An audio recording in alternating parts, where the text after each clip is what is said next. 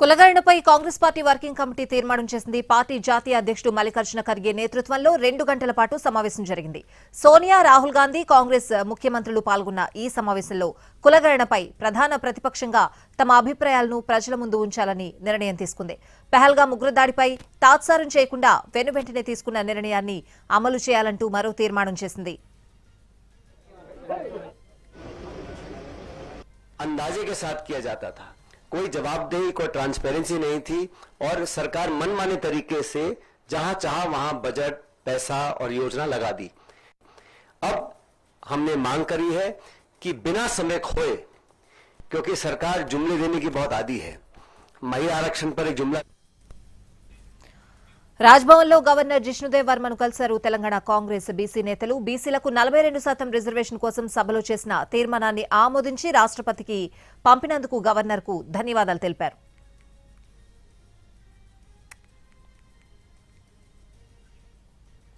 కులగణనలో Telangana role model అన్నారు మంత్రి పొన్నం ప్రభాకర్. గతంలో కులగణనను విమర్శించిన వాళ్లే ఇప్పుడు ఆదర్శంగా తీసుకున్నారన్నారు.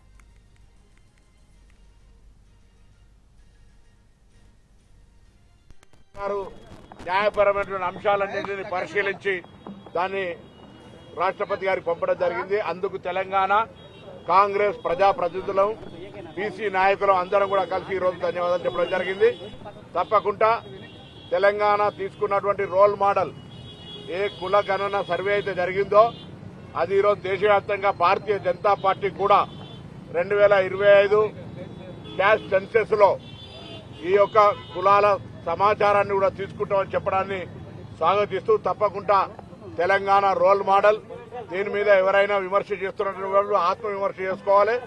వీళ్ళు గతంలో వ్యతిరేకించిన వాళ్ళు ఇలా మా తెలంగాణ ప్రభుత్వ ఆలోచనను కేంద్రం మార్గదర్శకత్వంగా ఆదర్శంగా తీసుకుంటే గవర్నర్ గారిని ఖచ్చితంగా అడిగిన ఈ మైనార్టీలకు అన్యాయం చేయొద్దు, ఈ బిల్లు పాస్ కావాలి. రాహుల్ గాంధీ ఏదైతే నిర్ణయం తీసుకుందో గతంలో సోనియా గాంధీ కూడా తీసుకున్నది. ఐఐటి, ఐఐఎంలో మా పిల్లలందరూ చదువుతున్నారు. లోకల్ లాంగ్వేజ్ వచ్చినా talent is not anybody's property, god has given అన్న. కానీ ఒక తెలంగాణ హైకోర్టులో గ్రూప్ 1 పై పిటిషన్ విచారణ వాయిదా పడింది. తదుపరి విచారణను జూన్ 11కు వాయిదా వేసింది. అప్పటి వరకు మధ్యంతర ఉత్తర్వులు అమల్లో ఉంటాయని హైకోర్టు తెలిపింది.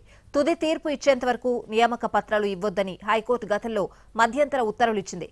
సింగిల్ బెంచ్ ఇచ్చిన స్టేను వెకేట్ చేయాలని టీజీపీఎస్సీ న్యాయవాది కోరారు. అడిషనల్ కౌంటర్ దాఖలు చేస్తామని కోర్టు దృష్టికి తెచ్చారు. గ్రూప్ 1 పిటిషన్లలో నకిలీ మార్క్ మెమోలు పెట్టి తప్పుదోవ పట్టిస్తున్నారని అన్నారు టీజీపీఎస్సీ న్యాయవాది. అయితే తొందరగా కేసు అయిపోవాలని చూడడం కరెక్ట్ కాదని హైకోర్టు అభిప్రాయపడింది.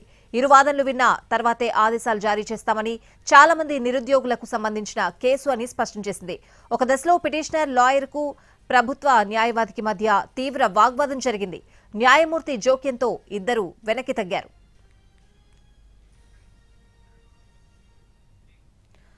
లిక్కర్ కేసులో A1 కేసిరెడ్డి రాజశేఖర్ రెడ్డి తొలి రోజు కస్టడీ పూర్తయింది. ఈ రోజు ఉదయం 10 నుంచి సాయంత్రం వరకు సిట్ అధికారులు విచారించారు.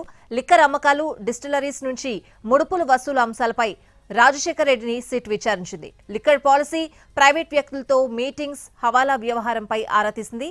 అయితే సిట్ అధికారుల ప్రశ్నలకు సరైన సమాధానాలు ఇవ్వలేదని సమాచారం.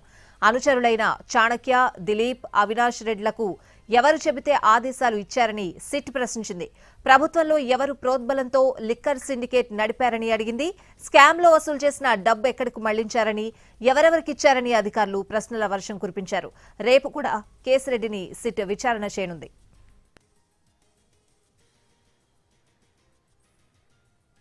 కేరళ పర్యటనలో ప్రధాని మోడీ ప్రతిపక్ష పార్టీపై వ్యంగ్యాస్త్రాలు గుప్పించారు. తన పక్కన కాంగ్రెస్ ఎంపీ శశిధర్ను చూసి కొందరికి నిద్ర పట్టదని సెటైర్ పేల్చారు. हमारे मुख्यमंत्री जी से भी मैं कहना चाहूंगा, आप तो इंडी अलायंस के बहुत बड़े मजबूत पिलर है. यहां शशि थरूर भी बैठे हैं और आज का ये इवेंट कई लोगों की नींद हराम कर देगा. పహల్గామ్ ఉగ్రదాడి తర్వాత దేశవ్యాప్తంగా ప్రధాన ప్రాంతాల్లో ఎక్కడికక్కడ తనిఖీలు నిర్వహిస్తున్నారు భద్రతా సిబ్బంది. దేశ రాజధాని ఢిల్లీలోనూ హై అలర్ట్ ప్రకటించారు. ఉగ్రవాదులు ఢిల్లీని టార్గెట్ చేసే అవకాశం ఉందని నిఘా వర్గాలు హెచ్చరికతో పోలీసులు అప్రమత్తమయ్యారు. ఎర్రకోట, పార్లమెంట్ వంటి ప్రధాన ప్రాంతాల్లో భద్రత పెంచారు. పర్యాటక ప్రాంతాలపైన పోలీసులు ప్రత్యేక నిఘా పెట్టారు. ఢిల్లీలో తెల్లవారుజామున కురిసిన వర్షం బీభత్సాన్ని సృష్టించింది. గాలివానకు వృక్షాలు కూలిపోయి 4 చనిపోగా కార్లు ధ్వంసమయ్యాయి. బలమైన ఈదురుగాలులతో కూడిన భారీ వర్షానికి రోడ్లన్నీ జలమయమయ్యాయి. మోకాళ్ల లోతు నీళ్లు నిలిచిపోయాయి. దీంతో వాహనదారులు తీవ్ర ఇబ్బందులు పడుతున్నారు. Dwarka, Kanpur, South Extension ring road, Minto Nagar ప్రాంతాల్లో రహదారులు, చెరువులను తలపించాయి. 70 నుంచి 80 కిలోమీటర్ల వేగంతో ఈదురుగాలులు వీచినట్లు వాతావరణ శాఖ అధికారులు చెబుతున్నారు. ప్రతికూల వాతావరణంతో విమానాల రాకపోకలకు అంతరాయం ఏర్పడింది. 40 విమానాలను దారి మళ్లించగా మరో 100 విమానాలు ఆలస్యంగా ప్రయాణించాయి. ఢిల్లీలో రేపు కూడా వర్షాలు కురిసే అవకాశం ఉందని వాతావరణ అధికారులు తెలిపారు. పలు ప్రాంతాలకు రెడ్ అలర్ట్ జారీ చేశారు.